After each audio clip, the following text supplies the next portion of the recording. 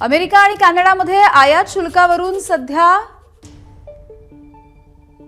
कॅनडानं अमेरिकेच्या मालावरती 25% आयात शुल्क लावलंय। अमेरिकेमधून 125 अब्ज डॉलर्सचा माल कॅनडामध्ये आयात केला जातो आणि आता हा अधिकचा कर लावला जातोय।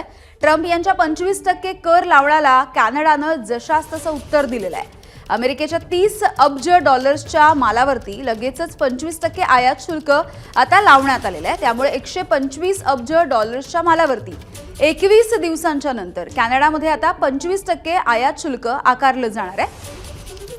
त्यामुळे हे दोन्ही देश आता आयात शुल्कावरून आमने-सामने आलेले दिसतायत आणि जशास तसं उत्तर दिलं जात आहे। एबीपी माझा, उघडा डोळे बघा नीट।